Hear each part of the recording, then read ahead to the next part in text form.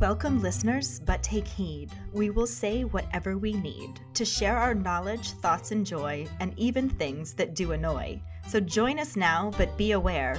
We have a tendency to swear. We'll dial it back a little bit. But frankly, we don't give a shit. Welcome to Just Keep Rolling, a Harry Potter book movie compare and contrast podcast.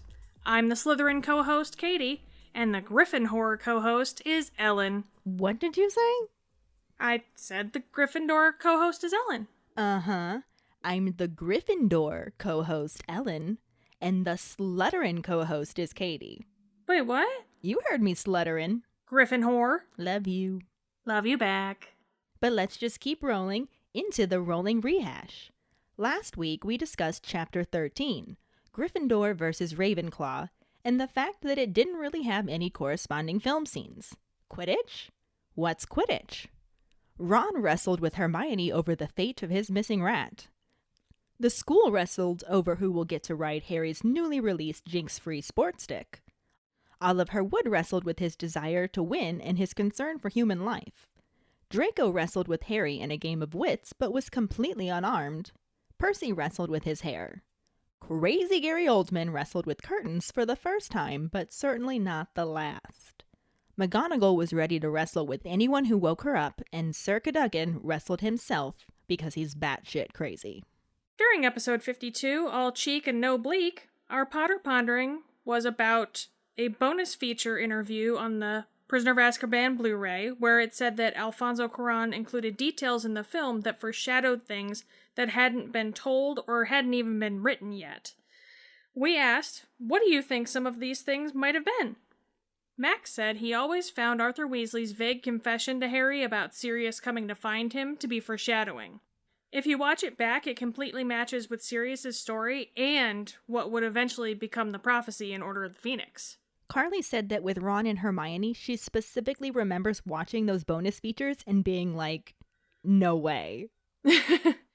Quincy says he doesn't know, but it seems a little funny how he wants to add some foreshadowing and cut out a lot of major parts. I'm sure he probably foreshadowed like Tom Riddle's origin or something like that, or maybe the Battle of Hogwarts, but I'm still sore about Quidditch being cut. Diana thinks that the comment Lupin made about Lily when he said not only was she a singularly gifted witch, she was also an uncommonly kind woman. She had a way of seeing the beauty in others even, and perhaps most especially, when that person couldn't see it in themselves. Could partly foreshadow her friendship with Snape. Dave says he's not sure what those things would be, but if he hadn't been told it yet, how could he have known what to foreshadow? Does he have the eye? Inner sight? Does he know the future? He must be a wizard. I would totally buy that Alfonso Cuarón is a wizard.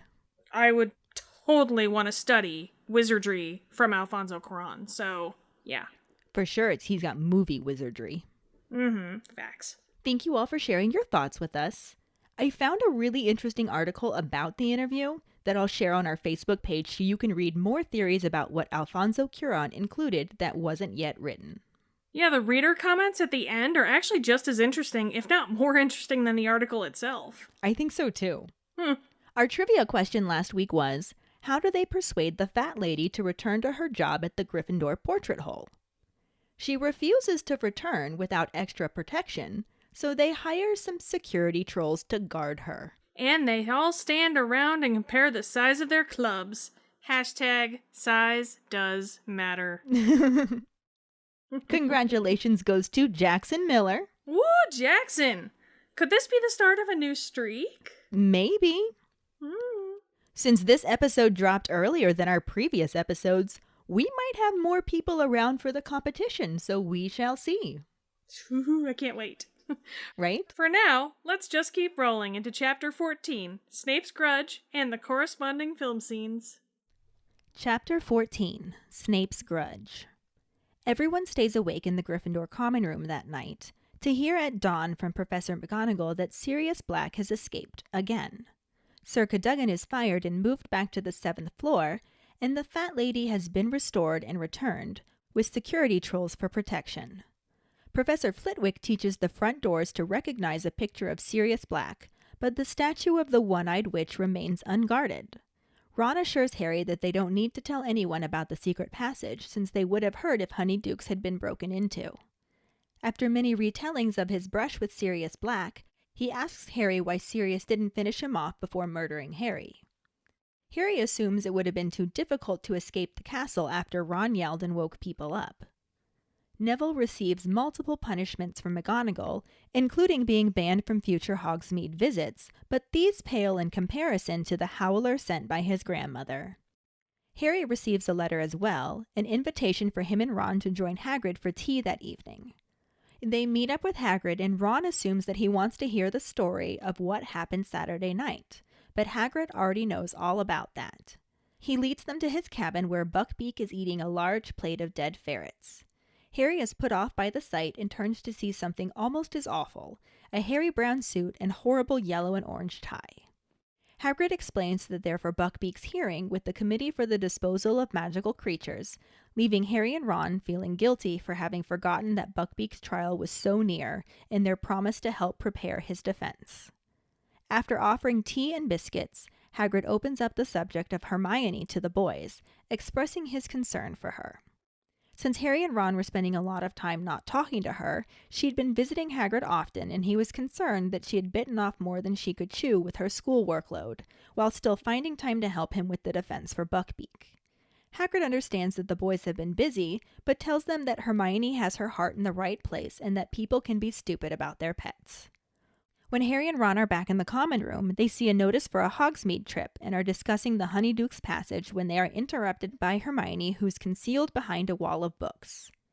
She threatens to tell McGonagall about the Marauders map if Harry goes into Hogsmeade again, and questions how Ron could let Harry go with him after what almost happened when Sirius broke into the castle. Ron retorts by accusing Hermione of trying to get Harry expelled. Before Hermione has a chance to speak, Crookshanks jumps in her lap, and seeing the look on Ron's face, she takes her cat and hurries back to the girls' dormitory. After she leaves, Harry says that he will come to Hogsmeade, but he's going to bring his invisibility cloak this time. Saturday arrives and Harry makes a show of saying goodbye to Ron before he hurries to the One-Eyed Witch. He checks the map before making his way into the tunnel and sees that Neville is approaching. Before Harry has a chance to get down the chute, Neville sees him and seems happy to not be the only one not in Hogsmeade until Professor Snape finds them in the hall. Snape tells Harry that he's often in unexpected places, usually not for no reason, and tells the boys they should return to Gryffindor Tower, where they belong. As they walk away, Harry looks back to see Snape examining the statue. Harry is able to slip away from Neville by telling him the password, then checks the map to see Snape's dot back in his office, and makes his way down the chute and onto Honeydukes. When Harry meets Ron, they head off on a tour of Hogsmeade. Harry sees the hundreds of owls at the post office before they head to Zonko's, where Harry has to be especially careful not to cause panic under the invisibility cloak. After making their purchases, Ron and Harry walk through the town to visit the Shrieking Shack, Britain's most haunted dwelling. Ron tells Harry that the Hogwarts ghosts avoid the shack and the entrances are all sealed. Harry's hot after their walk and debates taking off the cloak when they hear voices approaching. Draco, Crabbe, and Goyle appear a moment later. Draco is talking about Buckbeak's hearing when he sees Ron and begins mocking him, then turns the topic back to Hagrid. Harry is furious and under the protection of his cloak scares the three Slytherins by pretending to be a ghost.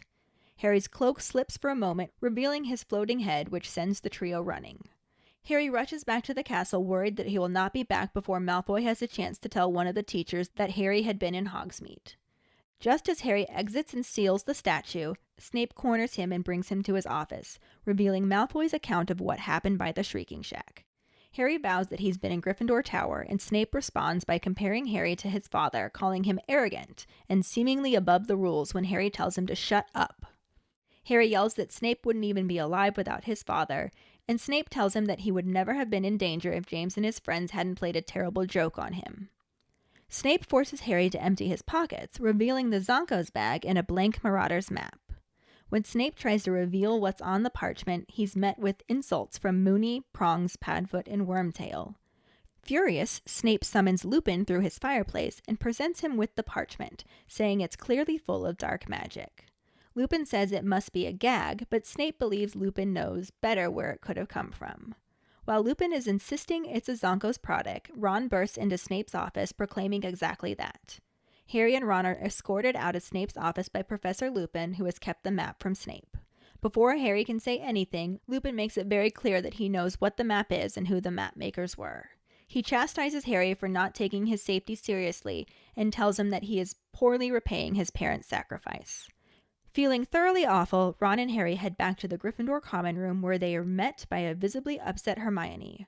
Ron angrily asks if she's there to gloat or tell on them, and lip-quivering, Hermione tells them that Hagrid lost his case and Buckbeak is going to be executed. The movie scene begins on a large rock skipping across the lake as Hermione asks Hagrid how the hearing went.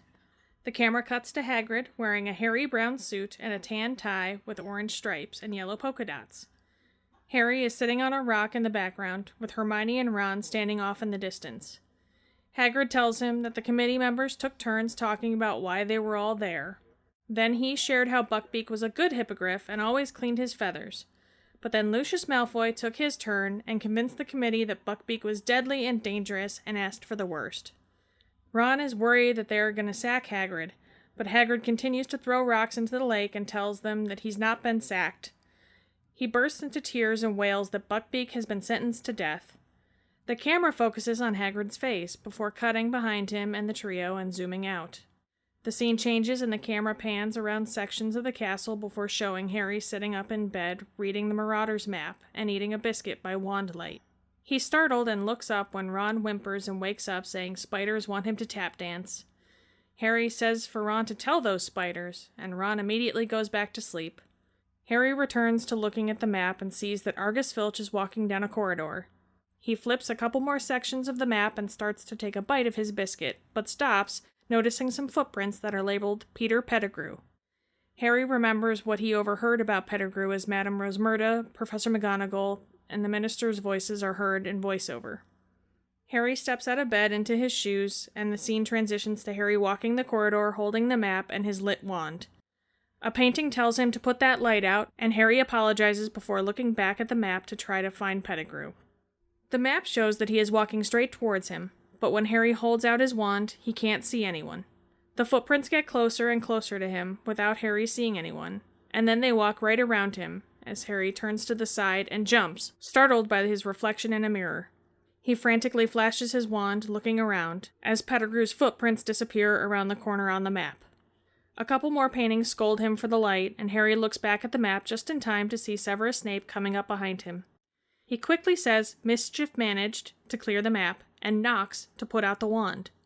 Snape lights his own wand, shines it right in Harry's face, and asks him what he's doing wandering the corridors at night. Harry says that he is sleepwalking, and Snape responds by telling him that he was extraordinarily like his father. He says that he too was exceedingly arrogant, strutting about the castle. Harry insists that his dad didn't strut, and neither does he. He also tells Snape that he'd appreciate it if he would lower his wand. Snape lowers the wand and asks Harry to turn out his pockets. Harry pulls out the blank Marauder's map from his hoodie pouch, and Snape asks what it is. Harry calls it a spare bit of parchment, and Snape tells him to open it. When he does, Snape touches his wand to it and tells it to reveal its secrets.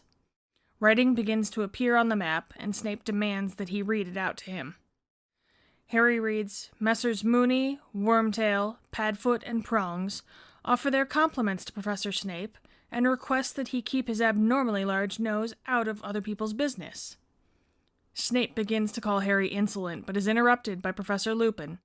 Snape acknowledges him and asks if he's out for a stroll in the moonlight. Lupin walks past him and asks Harry if he is all right, but Snape says that remains to be seen and snatches the map out of Harry's hand.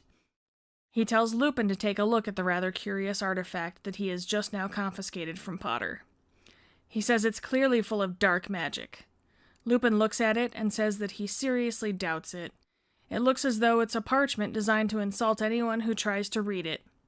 He chuckles and looks at Harry, adding that he suspects it's a Zonko product. Snape tries to take it back, but Lupin moves it away from him, saying he will investigate any hidden qualities it may possess, as it is his area of expertise. He asks Harry to go with him and bids Snape good night. Snape watches the two of them leave until a painting tells him to put that light out, and he turns to walk away. The scene fades to black as he extinguishes his wand with a flourish. Cutting to Harry and Lupin entering the Defense Against the Dark Arts classroom, Lupin invites Harry in. He tells him that he hasn't the faintest idea how the map came into his possession, and that he is astounded that he didn't hand it in. He tells Harry that if Sirius got his hands on that map, he would easily be able to get to him, and reminds him that his parents gave their lives to protect Harry. Gambling their sacrifice by wandering around the castle unprotected is a poor way to repay them. Harry looks humbled as Lupin tells him that he won't cover for him again, and instructs him to return to his dormitory and stay there, telling him not to take any detours. He taps the map and tells him that he shall know if he does. Harry starts to walk away but hesitates before he gets to the door. He turns back and tells Lupin that he doesn't think the map always works, because earlier it showed someone in the castle that he knows to be dead. Lupin asks who might that be, and Harry says Peter Pettigrew. With a look of disbelief, Lupin says that's not possible. Harry shrugs and says it's just what he saw. He says goodnight as he exits the classroom, leaving a stunned Lupin with the Marauder's map. So, this section of the book and movie was pretty interesting to compare and contrast because it manages to get a lot of the same information across, but basically all in completely different ways. Yeah, there are definitely quite a few parallels, but the book and movie scenes even start out completely differently. Yeah, the book starts out with all of the Gryffindors waiting up the rest of the night to find out if Sirius Black was captured. At dawn, they learn from Professor McGonagall that he escaped yet again. Since the movie omitted every bit of Sirius Black getting into Gryffindor Tower, they obviously couldn't show the aftermath of the break-in. Yeah, this is when Professor Flitwick taught the front doors to recognize a picture of Sirius Black, like I mentioned last week. Mm-hmm. And Filch basically boards up every single nook and cranny, and Sir Cadogan was fired. Also moot to show in the movie since they deleted all his scenes and he was never actually hired. Yeah. The Fat Lady is restored, maybe by Painter Filch, maybe not. But regardless of who fixed her portrait and how, she agrees to return to guarding the Gryffindor Tower if she's provided with some extra protection. So Hogwarts hires some security trolls to be her guard, which was our trivia question. Yep. I love that in the first story a troll gets in and everyone panics and has to go back to their common rooms for safety. But in this story, it's perfectly safe to hire trolls to hang out right around all the kids. Well, I mean, obviously, the troll from the first year was a wild troll, and these are, like, professional trolls. Domesticated trolls. Yes, they're domestic trolls. They've been trained properly. Sure, let's go with that. Yeah. But Works for during me. all of this, Harry notices that the statue of the One-Eyed Witch is left unguarded. So it seems that Fred and George were right, and no one else knew there was a secret passageway there. Harry wonders if they should tell someone about it, but Ron doesn't think it's necessary since there's been no word on Honeydukes being broken into. Since the movie never showed the actual passageway Harry took to get to Honeyduke's cellar, it clearly doesn't need to show that it's left unattended now. Yeah, not that big of a thing towards the main plot. Mm-hmm. The book also includes the fact that Ron's near-death experience made him an instant celebrity, and he enjoyed retelling the story in great detail. It would have been really fun to see Rupert showing this side of Ron, like the chance to have an adoring audience and boast a little bit. Right? Mm-hmm. I can kind of see why they didn't bother keeping it in. We are already well aware that Sirius is after Harry. We already know he's vicious. We already know he's gotten into the castle and escaped once. Yeah, so it's not like a second time adds anything specific to the plot that hasn't already been established. It does raise the question, why did Sirius Black run after Ron screamed? Harry wonders why he didn't just silence Ron and move on to Harry's bed, since he's already proven that he doesn't mind killing a bunch of innocent people. But he figures that he knew it would have been too hard to get out of the castle after Ron made all that noise. Or maybe, just maybe, there's more to it than that. Which is pretty much the main purpose of this information. Just to create a little doubt around the situation. It's very subtle, though. Yeah. The book also shows Neville getting super punished for being the abysmally foolish person who wrote down the passwords and left them lying around. Yeah, poor ickle Neville.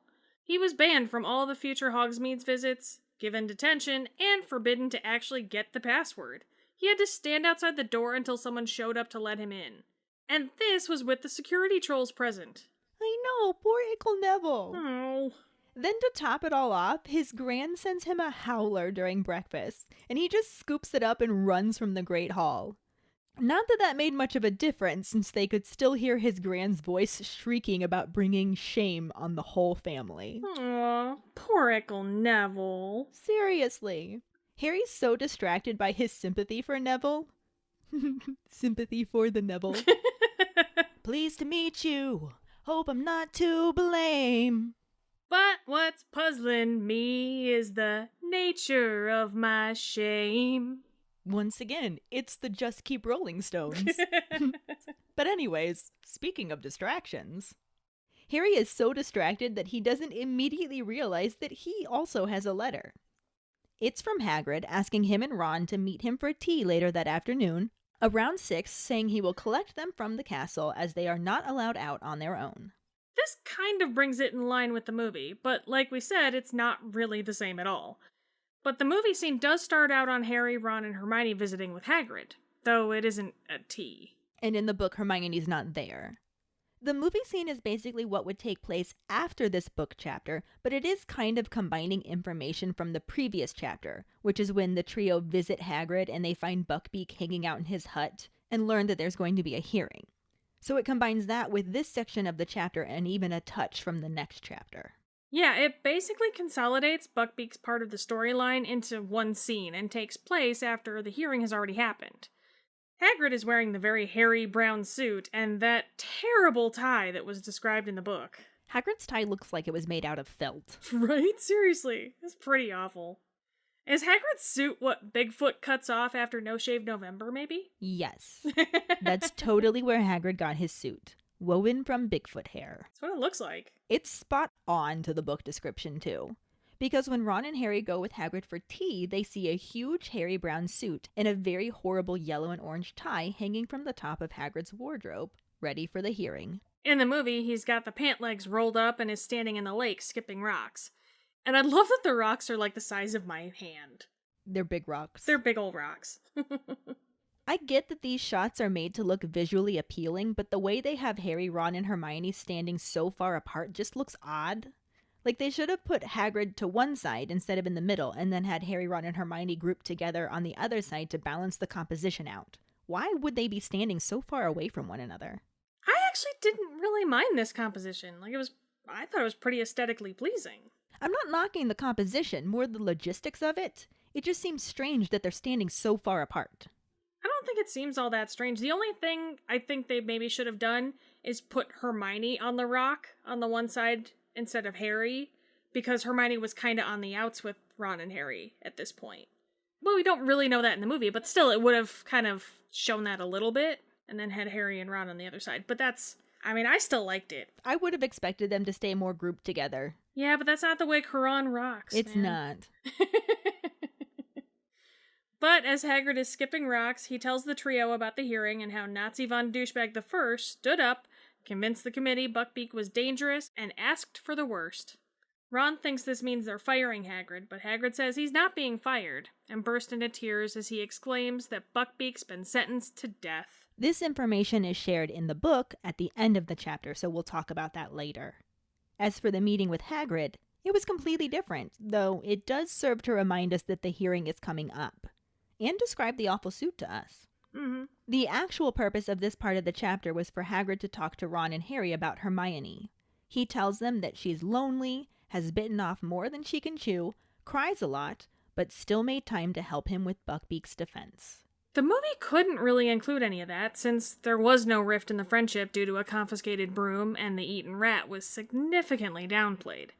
And Hermione definitely didn't help Hagrid with the defense in the movie, or he would have come up with better than, "He's a good hippogriff, always cleans his feathers." Yeah, that's exactly why they shouldn't kill him. Keeps his feathers clean. Right? My understanding is that Jeffrey Dahmer bathed as well, so, you know. Harry and Ron end up feeling guilty that they didn't help with Buckbeak's defense too, but Hagrid is really only concerned about Hermione, saying that he thought they valued their friend more than broomsticks or rats. Ron says he wants her to get rid of the cat, and Hagrid points out that people can be a bit stupid about their pets. As Buckbeak spits ferret bones onto his pillow. I love this Funkle Hagrid moment. I know it's not ultimately important to the story, especially since it all aligns with things that were omitted, but it's always nice to see Hagrid be a decent role model. Right? And just summing it up the way he does, too, where he's like, they should value their friend more than broomsticks or rats. That just makes it hit home how ridiculous this argument is. Right. You're upset You know? over something pretty stupid. Yeah. I mean, yeah, I would be really sad that I lost my pet. Yeah. But it's still not Hermione's fault. Exactly. I mean... Yes, she definitely should have kept a better watch on her cat. Thank you, there's that. But I don't, like, rats weren't supposed to be at the castle anyway, so... True. You could turn it back around and blame Ron for bringing an illegal animal. Yeah. / man. But back to the story at hand. They then switch to talking about Quidditch, and after they finish tea with Hagrid, he walks them back to the castle, where they learn there is another Hogsmeade weekend.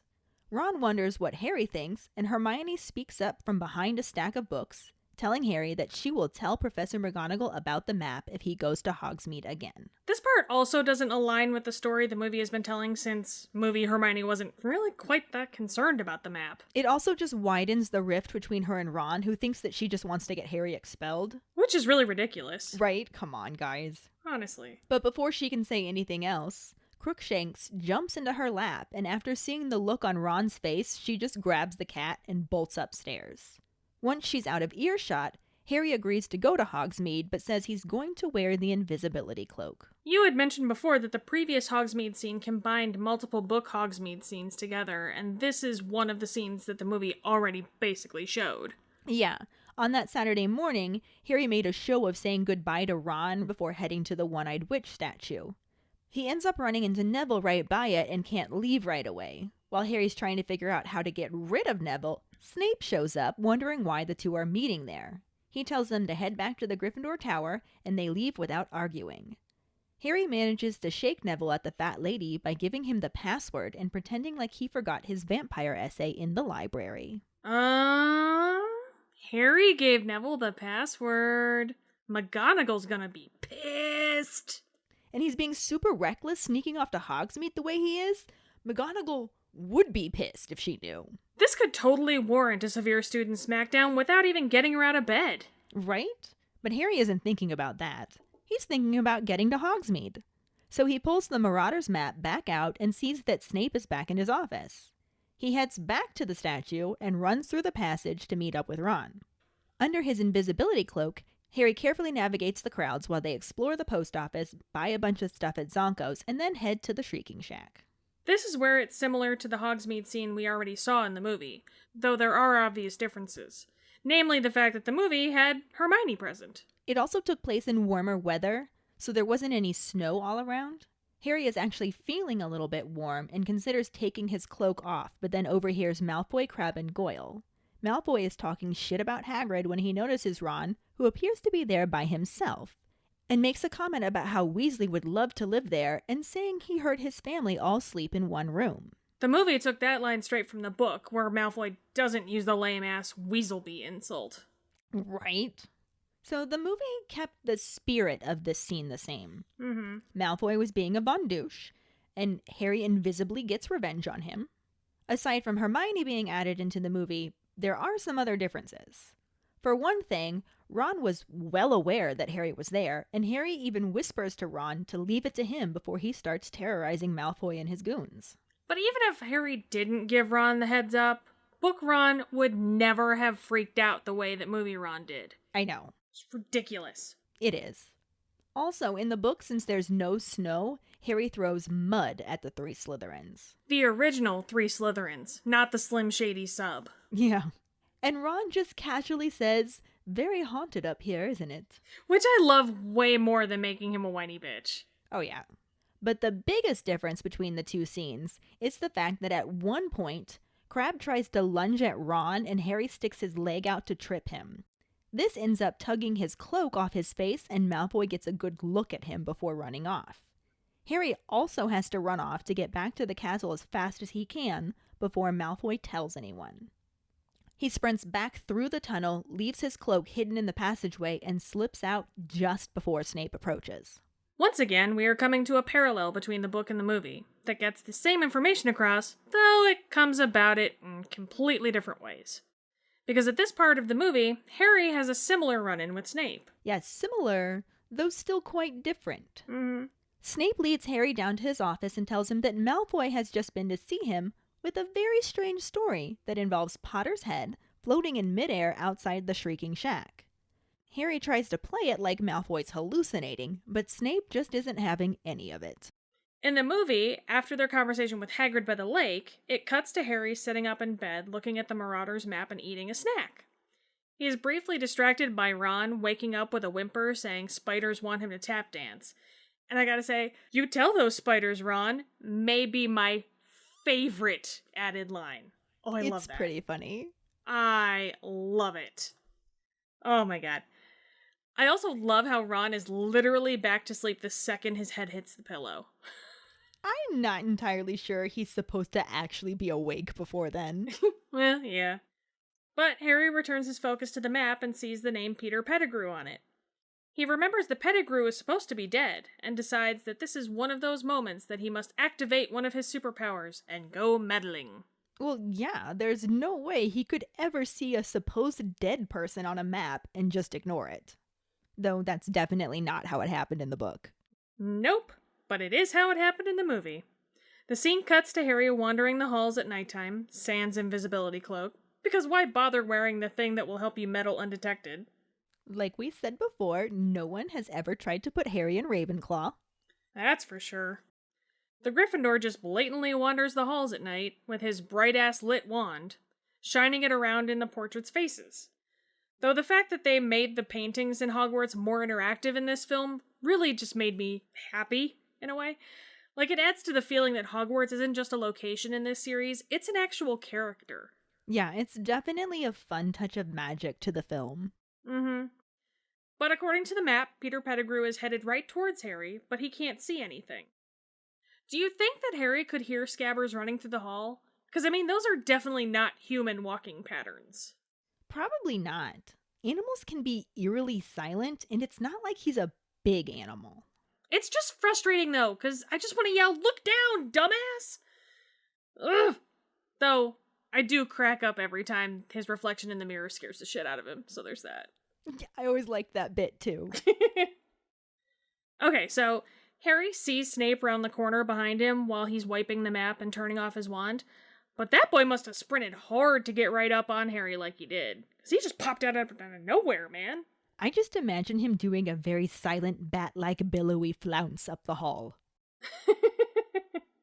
Yeah, that tracks for Snape. But this is where the somewhat similar to the book confrontation between Harry and Snape starts. Snape wants to know what he's doing wandering the corridors at night, and Harry tells him that he's sleepwalking. Which again makes me think of that video with the little girl who got caught turning her light back on and then immediately pretended to be sleepwalking. Yeah, that was so cute. Aw, she's probably a Ravenclaw. Not Harry, though. Definitely not Harry. Nope. At this point in both the book and the movie, Snape tells Harry that he's extraordinarily like his father. In the book, he calls them both arrogant, and in both, he specifically uses the term strut. My dad didn't strut. And nor do I, Harry responds struttily. Which is actually straight from the book. Though the book also has a caps lock Harry appearance, who tells Snape to shut up about my dad. He tells him that Dumbledore told him the truth about how his dad saved Snape's life, and Snape sneers and asks if Dumbledore told him the circumstances, saying that Harry's dad played a prank and was saving his own skin as much as he was saving Snape's. He then tells Harry to turn out his pockets. In the movie, Harry does give some extra sass, telling Snape that he'd appreciate it if he would lower his wand. Then Snape tells him to turn out his pockets. In both, Harry pulls out the Marauder's map. In the book, he also has to pull out all of the Zonkos things he bought. He lies and says that Ron brought them all back for him the last time. Here's hoping that they don't have time and date stamped receipts at Zonko's. Yeah, too bad he didn't leave that in the secret passage, too. Snape, of course, doesn't believe that's how Harry got them, but moves on to the Marauder's map, wondering what it is. In both, Harry says that it's a spare bit of parchment. Oh yeah, just a spare bit of parchment that is intricately folded like no one has ever folded paper before. In the book, Snape moves to throw it into the fire, causing Harry to panic and say no! Which they couldn't really include in the movie since they were in a corridor, not Snape's office. He tells Harry to open it and points his wand at it, saying, "Reveal your secrets." Writing begins to appear on the map, and Snape demands that he read it out to him. Harry reads, "Messrs. Moony, Wormtail, Padfoot, and Prongs offer their compliments to Professor Snape and request that he keep his abnormally large nose out of other people's business." Dude, Snape got owned by a spare bit of parchment. In the book, he specifically says that he suspects it's a way to get to Hogsmeade without passing Dementors, and then touches his wand to it, saying, "Reveal your secrets." But nothing happens. He then says, "Show yourself," and nothing continues to happen. He then says, "Professor Severus Snape, master of this school, commands you to yield the information you conceal." And then Snape gets owned by a spare bit of parchment. Bam! Actually, the book has the Marauders all insult him individually. Mr. Moony presents his compliments to Professor Snape and begs him to keep his abnormally large nose out of other people's business. Which is the one the movie chose to use, obviously. And that's fun, too, considering who Mr. Moony is. Not that the movie tells you that, but we'll get to that. Yeah. But then, Mr. Prongs agrees with Mr. Moony and would like to add that Professor Snape is an ugly git. Mr. Padfoot would like to register his astonishment that an idiot like that ever became a professor. And Mr. Wormtail bids Professor Snape a good day and advises him to wash his hair, the slime ball. Quadruple owned by a spare bit of parchment. Bam, bam, bam, bam. Snape immediately walks to his fire, grabs a fistful of glittering powder, which I assume is flue powder, and throws it into the flames, calling for Lupin and saying he wants a word. At this point in the movie, Professor Lupin just conveniently strolls around the corner and happens upon Harry and Snape, just in time for a very similar word. Snape wants to know if Lupin is out for a little walk in the moonlight. Like, oh shit, I think the castle has a sass leak. I mean, that would totally explain Hermione's cheek all film. She must have inhaled too much sass. The leak must be in the library. That must be it. Also, laid-back Lupin in his cardigan is such a lovely sight. Like, I just want to snuggle him. Give him some scritchins. Yeah, see, now you just made that weird. Who's a good boy? Who's a good boy? Lupin's a good boy. Okay, that's not helping at all. Whew, just keep rolling, please. In both, Snape tells Lupin about the map and says that it's clearly full of dark magic. Lupin says that he doubts that. It looks as though it's merely a piece of parchment that insults anyone who tries to read it. He suspects Harry got it from a joke shop. In the movie, he specifically says he suspects it's a Zonko's product and holds on to it, saying he will investigate any hidden qualities it may possess. He asks Harry to go with him, and the two walk away, apparently into the pitch darkness, 'cause sure. And then when Snape gets yelled at by a painting, he just flicks his wand off and billows into the darkness. Like, do they have night vision? Do they eat a fuck ton of carrots? How do they see where they're going in the dark? What the hell? Those are some very good questions that are not answered in the book because that's not how it happened in the book. For one thing, as we already mentioned, they're in Snape's office, not the hall. For another, it's still daytime. Snape makes a comment about Harry getting it directly from the manufacturers, which prompts Lupin to ask Harry if he knows Mr. Wormtail or any of those people. I love it, because he does. He totally does. Spoilers, but right? Then at this point in the book, Lupin says it looks like a Zonko's product, and Ron comes bursting into Snape's office declaring that he gave Harry all that stuff ages ago. Lupin takes the map from Snape and asks for a word about his vampire essay with Harry and Ron and leads them to the empty entrance hall. In the movie, Ron obviously isn't there, and Lupin takes Harry to the Defense Against the Dark Arts classroom. And I want to know where the hell so much light is coming from. Because if that were the moon, shouldn't Lupin be wolfing out right now? It must not have been the full moon, but just close enough to be really bright? I guess, but that's a bright motherfucking moon, man. Aside from taking place in different locations and Ron being present in the book, the conversation between Harry and Lupin is fairly similar. Yeah, as usual, the book includes more details. Lupin cuts Harry off before he can say anything, saying he doesn't want any explanations. He knows it's a map, knows it was confiscated by Filch many years ago, and he doesn't know how Harry got it, but says that he's astounded he didn't hand it in. In the movie, he simply says that he doesn't know how he got the map and is astounded he didn't hand it in. So the implication that he knows it's a map is clearly there.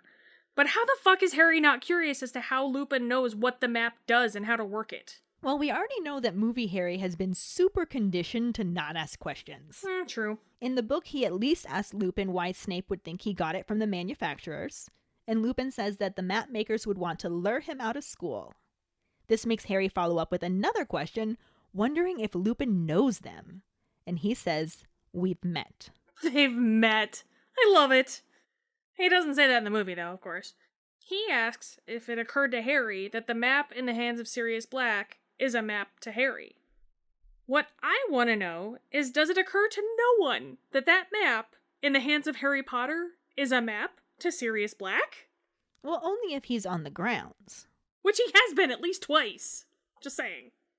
In the book, he tells Harry that he can't make him take Sirius Black seriously, but he would have thought that what he hears when the Dementors are nearby would have had more of an effect on him. He says, "Your parents gave their lives to keep you alive, Harry. A poor way to repay them, gambling their sacrifice for a bag of magic tricks." Obviously, the movie couldn't say this, since the trip to Zonko's wasn't involved. Instead, Lupin just reminds Harry that his parents sacrificed themselves to save him, and gambling their sacrifice by wandering around the castle unprotected is a pretty poor way to repay them. In both the book and the movie, Harry feels pretty bad at this point. That's kind of the idea. Yeah. In the book, he and Ron walk back to the common room, past the one-eyed witch, but Harry doesn't dare get his invisibility cloak. In the movie, Lupin tells Harry to get back to bed, telling him not to take any detours, saying, "If you do, I shall know."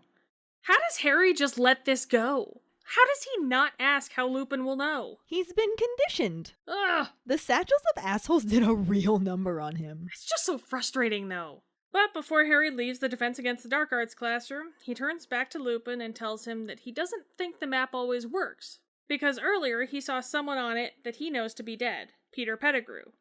Lupin says that's not possible, which, yeah, kind of goes towards Harry's point of the map not working. I think there's a lot of interesting theories around this. We got into a conversation about it. I think Dave started it, or maybe Quincy with one of his memes, because there is a meme about it. Oh, yeah. Yeah, the one where it says that Fred and George would have seen Ron sleeping with Peter Pettigrew on the map and never said anything about it. Yeah, that's the one. Mm-hmm. But it was only in the movie that Pettigrew showed up on the map. That's not how it happened in the book. Lupin does later mention that he saw Pettigrew on the map, and I have my own theory about this, but I'd love to get our keeper's thoughts on Pettigrew showing up on the map or not. Was Lupin the only one who could see him because they were both creators of the map? That's a thought.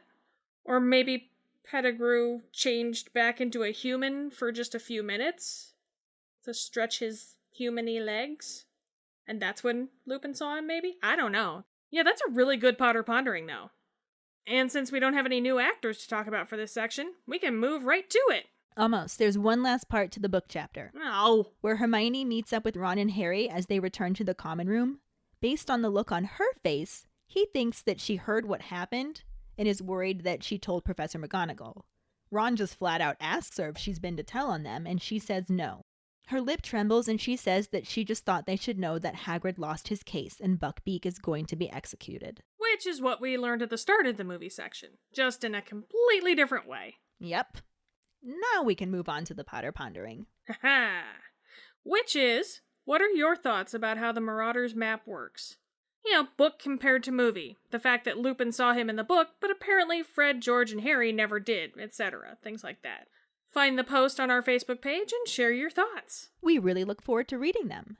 This will bring us to our Sorting Hat story, which is from Rebecca. She writes, "I'm a Ravenclaw. My Patronus is an Arctic fox and my wand is 11.5, laurel wood with a dragon heartstring core. How I got into Harry Potter is kind of funny. I was 40 and my stepbrother was reading the first book to his kids. Let me say, I have nothing in common with him, so a recommendation from him was a death knell for anything. So I resisted. I got a copy of the first book for Christmas that year. I sat down and read it in one go. I loved it. Loved it. This was a couple years after the book was published. I went out and saw the film. I loved that too. And then in February, I moved from the US to the UK to marry my English fiancé, and I've lived here ever since. I bought Prisoner of Azkaban secondhand, and my husband bought me the rest of the series as they came out. It was quite recently that I realized I didn't have Chamber of Secrets. I have since rectified this. I love the series, I love the films, it's a comforting place. I'm currently buying the whole book series in Ravenclaw colors. She also shared a picture of her wand that she spent a week carving with her Dremel out of actual laurel wood, and it looks amazing. Wow. Rebecca, thank you so much for sharing your story with us and the picture of your wand. That's awesome. Thank you. And if any of our other keepers out there listening would like us to read your Sorting Hat story on a future episode, you can email it to us at justkeeprolling@gmail.com. Let us know your house, wand, Patronus, how you got into Harry Potter, and anything else that you might want to share with us. Or you can message it to us over social media, since the pin post is now used for the weekly Potter Ponderings. That'll bring us to this week's trivia question, which is, what is Professor Flitwick teaching in Charms class when Hermione forgets to go? The prize for the first one who responds with the correct answer and the code word, #doingtoomuch, will get a sticker. Another way to get a sticker is to rate and review us through iTunes. If you don't have an Apple account, then you can write us a recommendation on our Facebook page. Make sure to email us at justkeeprolling@gmail.com to let us know you did, and we'll get back to you to figure out which sticker you want and where to send it.